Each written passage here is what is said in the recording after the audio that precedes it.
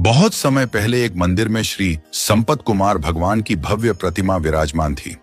भगवान का यह स्थान अत्यंत दिव्य और पावन था, लेकिन मुगल शासन काल में जब अनेक मंदिरों पर अत्याचार हुआ, उसी समय एक मुगल शासक वहां पहुंचा। जैसा कि उन दिनों होता था, वह मंदिरों को नष्ट करने के इरादे से आया था। जब वह ठाकुर जी के मंदिर पहुंचा तो उसकी छोटी पुत्री की दृष्टि भगवान की मूर्ति पर पड़ी।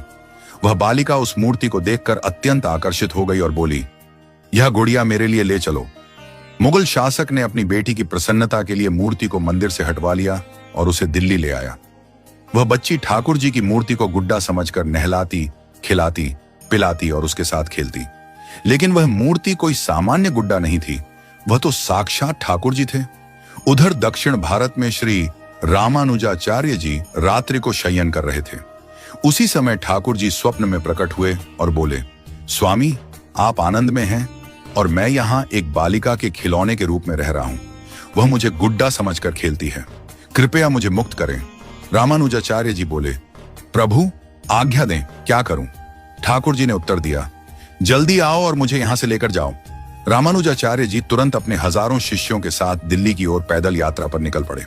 जब वे दिल्ली पहुंचे तो उन्होंने मुगल दरबार में जाकर निवेदन किया, आपकी बेटी जिसे गुड्डा मान रही है वह हमारे ठाकुर जी हैं, कृपया उन्हें हमें सौंप दें। मुगल शासक हंसते हुए बोला, अगर तुम्हारे ठाकुर जी हैं तो यहीं से बुला लो। अगर वे चलकर बाहर आ जाएं तो मैं मान लूंगा कि वे भगवान हैं और तुम्हें दे दूंगा। यदि नहीं आए तो चुपचाप लौट जाना। अब रामानुजाचार्य जी ध्यान में बैठ गए और ठाकुर जी से भावपूर्वक प्रार्थना की। ठाकुर जी बोले, यह कलयुग है और इस युग में मैं सेवक के अधीन होता हूं। अर्चक चाहे तो मैं खाऊंगा, सोऊंगा, नहलाऊंगा, मैं अपनी इच्छा से कुछ नहीं कर सकता। रामानुजाचार्य जी थोड़े क्रोधित हो गए और बोले, प्रभु, जब आपको इच्छा होती है तब आप बलि के यहां जाकर तीनों लोक नाप लेते हैं, गोवर्धन उठाते हैं, लीला करते हैं। अब अपने भक्त के कहने पर इतना भी नहीं कर सकते? जब ठाकुर जी ने यह सुना तो उनके हृदय में ऐसा भाव उत्पन्न हुआ जैसे कि रामानुजाचार्य जी उनके पिता हों।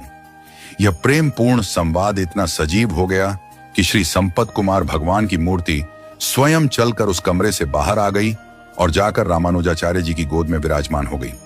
यह दृश्य देखकर मुगल शासक नतमस्तक हो गया। उसने भगवान को नमस्कार किया। कुछ समय बाद वही मुगल शासक फिर से रामानुजाचार्य जी के समीप गया और बोला, महाराज, मेरी सबसे बड़ी प्रसन्नता मेरी पुत्री की प्रसन्नता है। जब से ठाकुर जी यहां से गए हैं मेरी बेटी बहुत रोती है, कृपया उसे ठाकुर जी के दर्शन करा दीजिए। रामानुजाचार्य जी ने अनुमति दी और मंदिर के गर्भ